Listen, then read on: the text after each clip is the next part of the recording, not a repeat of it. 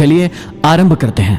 9वें अध्याय के आरंभ में श्री चाणक्य कहते हैं कि यदि मुक्ति चाहते हो तो समस्त विषय वासनाओं को विष के समान छोड़ दो। क्षमाशीलता, नम्रता, दया, पवित्रता और सत्यता को अमृत की भांति पियो, अर्थात अपनी जिंदगी में उसे अपनाओ। आगे समझाते हैं कि जो व्यक्ति परस्पर की गई गुप्त बातों को दूसरों से कह देते हैं वे ही दीमक के घर में रहने वाले सांप की भांति नष्ट हो जाते हैं। इसलिए मित्रों के गुप्त रहस्यों को कभी भी प्रकट ना करें, इससे केवल शत्रुता ही पैदा होती है। आगे श्री चाणक्य कहते हैं कि ब्रह्मा जी को शायद कोई बताने वाला नहीं मिला, जो कि उन्होंने सोने में सुगंध, ईख में फल, चंदन में फूल, विद्वानों को धनी और राजा को चिरंजीवी नहीं बनाया। समझाने का तात्पर्य यह है कि सृष्टिकर्ता ने ये कैसी विडंबना की है कि उन्होंने सोने में सुगंध नहीं डाली, गन्ने पर फल नहीं लगाया, चंदन के वृक्ष पर फूल नहीं उगाया और विद्वान को धनवान नहीं बनाया, और इसके बाद राजा को, जो कि सबका प्रजापालक है, उसे दीर्घजीवी नहीं बनाया है। चाणक्य कहते हैं कि अमृत से जीवन को अमरता प्राप्त होती है, भोजन से शरीर को पुष्टि मिलती है, तृप्ति प्राप्त होती है और आंखों के बिना सारा संसार ही अंधकार में डूब जाता है और दिमाग के बिना तो चिंतन ही असंभव है। चाणक्य कहते हैं कि ना तो आकाश में कोई दूत गया, न इस संबंध में किसी से कोई बात हुई, न पहले किसी ने इसे बनाया और ना ही इसका प्रकरण सामने आया।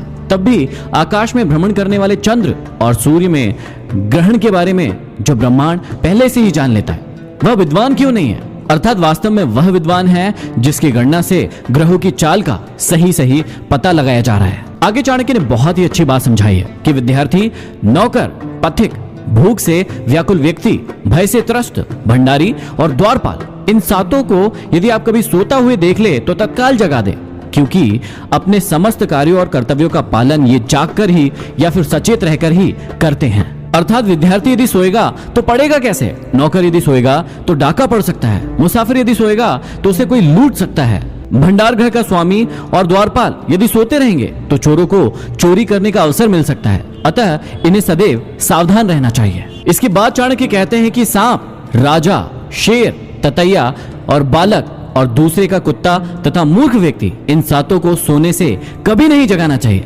इन्हें जगाने से हानि ही हो सकती है। आगे कहते हैं कि जो ब्राह्मण केवल धन के लिए अपनी विद्या को बेचते हैं, ऐसे ब्राह्मणों की विद्या उस सर्प की भांति होते हैं जिसके मुख में विष की थैली ही नहीं है, अर्थात वे किसी को ना तो श्राप दे सकते हैं और ना ही वरदान। आगे समझाते हैं कि जिसके नाराज होने का डर नहीं है और प्रसन्न होने से कोई लाभ नहीं है, जिसके दंड देने या दया करने का सामर्थ्य ही नहीं है, वह नाराज होकर भी क्या कर सकता है? भयभीत उसी से हुआ जा सकता है जिसमें कुछ दंड देने की सामर्थ्य हो। जिसमें ऐसी सामर्थ्य नहीं है उस व्यक्ति से डर कैसा?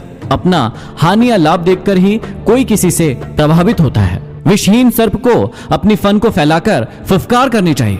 विष के ना होने पर भी फुफकार से उसे डराना अवश्य चाहिए। यदि विषहीन सर्प ऐसा नहीं करेगा तो वह अपना बचाव नहीं कर पाएगा, लोग उसे पत्थर मारेंगे। तात्पर्य यह है कि राजा के पास शक्ति चाहे थोड़ी हो, पर उसे अपनी शक्ति का दिखावा करके शत्रु को भयभीत अवश्य करते रहना चाहिए। आगे श्री चाणक्य कहते हैं कि जुआरियों की कथा को महाभारत की कथा से जोड़कर दिखाया है कि राजनीतिकारों को जुए की लत से कितना भारी नुकसान उठाना पड़ता है। स्त्री प्रसंग की कथा को रामायण से जोड़कर बताया गया है कि पर स्त्री हरण से कितना बड़ा विनाश होने की संभावना रहती है, और चोर की कथा को श्रीमद् भागवत से जोड़कर भगवान श्री कृष्ण की 16,000 रानियों के रहते हुए भी इंद्रिय निग्रह की भावना का प्रतिपादन किया गया है। भाव यह है कि बुद्धिमान व्यक्ति वही है जो पर स्त्री गमन से दूर रहता है और सदैव अपनी इंद्रियों को संयम में रखने का प्रयत्न करता है। आगे समझाते हैं कि अपने हाथों से गुथी माला, अपने हाथों से घिसा चंदन और अपने हाथों से ही लिखा स्तोत्र, इन सब को अपने ही कार्यों में लगाने से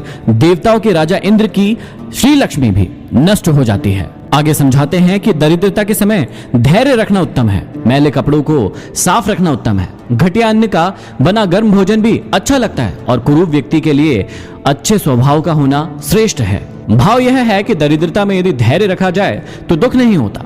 गरीब व्यक्ति धैर्यपूर्वक अपना समय गुजार लेता है।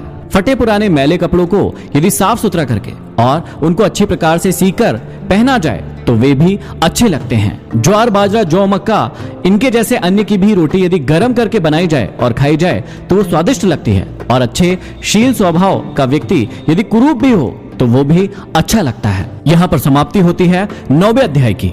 अब हम बढ़ते हैं 10वें अध्याय की ओर।